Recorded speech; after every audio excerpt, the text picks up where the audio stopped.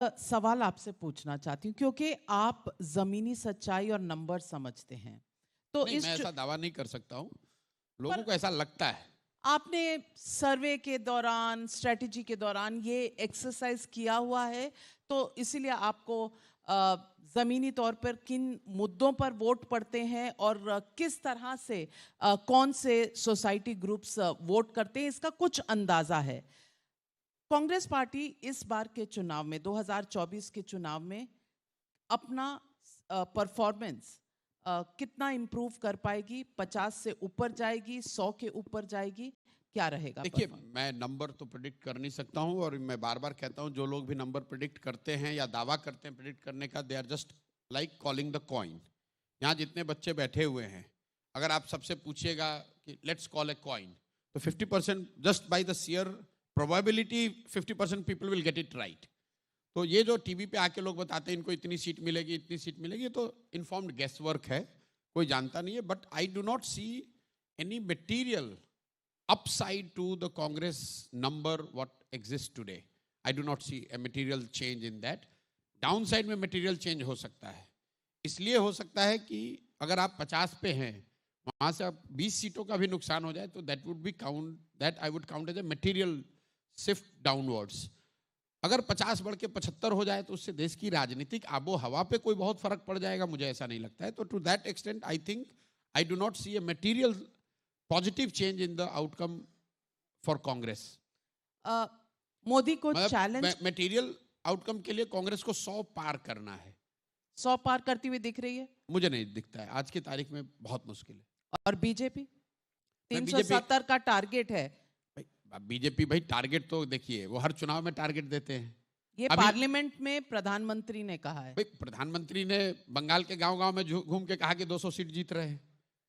प्रधानमंत्री ने यहाँ, मोदी जी ने और अमित शाह ने यहाँ दिल्ली में घूम घूम कर कहा हम 40 सीट जीत रहे हैं, आया 8 सीट। देखिए सेलेक्टिवली क्या है कि अमित शाह, किसी की इतनी हिम्मत तो है नहीं कि अमित शाह को बोले कि आपने कहा था बंगाल में और आपका नंबर नहीं आया। कोई नहीं पूछता है ये बात। प्रशांत किशोर ने कहा कि उनको 100 सीट आएगा, 100 से कम आएगा। आप ही के इंटरव्यू में मैंने कहा था, और आपने कहा प्रशांत जी आपको हम लोग पूछेंगे, कैमरे पर पूछेंगे, नहीं होगा पूरे बीजेपी वाले ट्रोल करेंगे। मैंने कहा भैया कर लीजिएगा, अगर 100 से ज्यादा आएगा तो मैं छोड़ दूंगा, संन्यास ले लूंगा। उसके बाद मैं आपसे मिला हूं, इंटरव्यू दे रहा हूं, और अगर बीजेपी को 100 से ज्यादा आता तो आप मेरे से पूछते भी। लेकिन उस चुनाव के बाद कई बार आप अमित शाह से मिले, कई बार आपने उनका इंटरव्यू लिया। आपकी या किसी मीडिया वाले की ये जरूरत नहीं है, नहीं कर सकता है कि जाके अमित शाह से पूछे कि भाई 200 सीट आपने कहा था, अमित शाह जी आप इतने जगह चुनाव जीते हैं, लेकिन बंगाल में आपसे गलती हो गई। ये कोई आज तक मुझे ये सवाल, मैं ये नहीं कह रहा हूं कि अमित शाह जवाब नहीं देंगे, वो देंगे जवाब।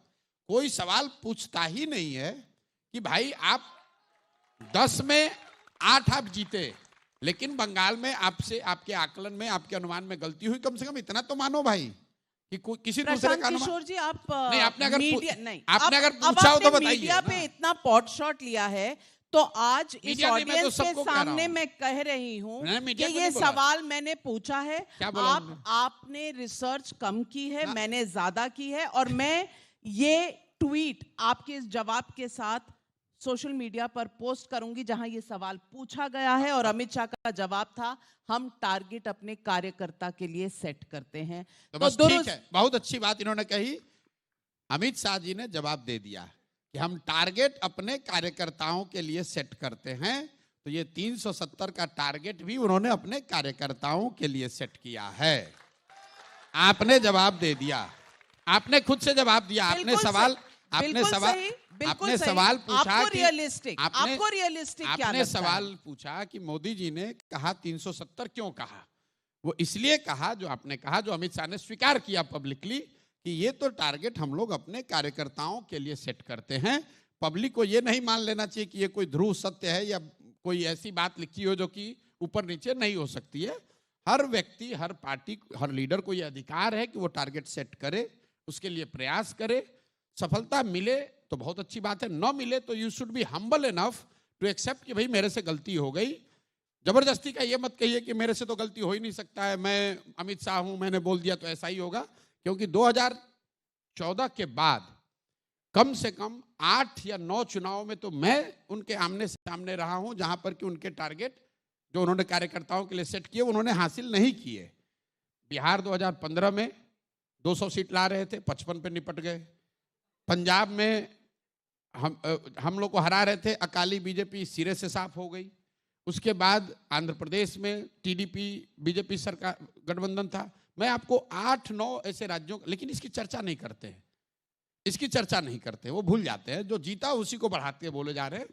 निश्चित तौर पे वो ज्यादा जीते हैं, कम हारे हैं। मैं ये नहीं कह रहा हूं कि वो चुनाव जीते नहीं, वो ज्यादा जीते हैं, कम हारे हैं, लेकिन हारे हैं। ऐसी बात नहीं है कि वो चुनाव हारे नहीं, और जो उन्होंने कह दिया वो दुरुस्त इसीलिए थे। आपसे पूछ रही हूँ कि 370 का पार्टी का कहना है कि उनका टारगेट है, और वो 370 बीजेपी, देखिए आप क्या समझते हैं रियलिस्टिक नंबर क्या है? मैं बार बार आपको कह रहा हूं, मैं ये तो दावा नहीं कर सकता हूं। मैंने पहले कहा कि नंबर मैं नहीं, मेरी क्षमता नहीं कि मैं नंबर किसी की बता सकूं, लेकिन बीजेपी अपने दम पर 370 सीट जीत जाए इसकी संभावना बहुत कम है, बहुत कम है। रियलिस्टिक नंबर पिछली बार 303 मुझे ये नहीं पता है, ऊपर के नीचे मुझे ये नहीं मालूम, इतना तो बता दीजिए। नहीं, मुझे ये नहीं मालूम है। मैं आपको इतना, आप बहुत फोर्स कर रहे हैं तो इतना कह सकता हूं कि चाहे प्रधानमंत्री ने ये बात पार्लियामेंट में कही हो, 370 भाजपा को अपनी सीट, एनडीए की बात नहीं हो रही, अपने भाजपा को अकेले 370 सीट आ जाए, इसकी संभावना करीब करीब 0 ही मानता हूं मैं। अगर आएगा तो आई विल बी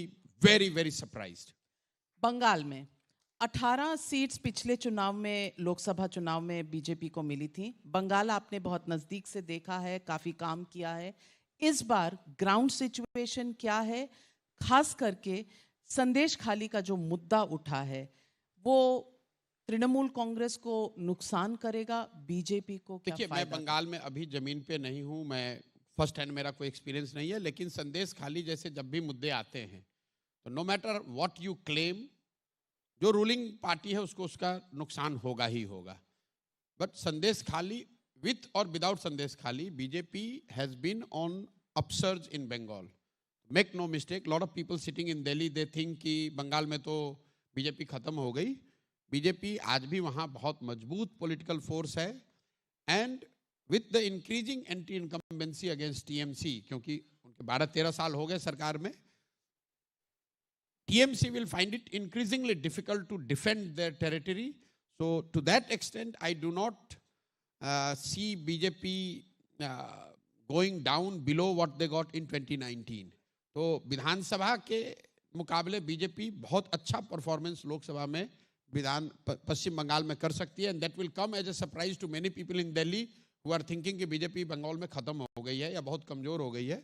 मुझे ऐसा लगता है कि लोकसभा में बीजेपी को बंगाल में अच्छे नंबर, बहुत अच्छे नंबर आ सकते हैं। साउथ में BJP is expanding, they have been trying to expand their base and support in east and south, not only in south. Telangana में they are already around 14%, so I see that voting percent is again going up in favor of BJP. Another state which again is not being followed from the BJP's point that closely is Tamil Nadu. Again, I see in Tamil Nadu probably for the first time BJP will break into double digit vote share.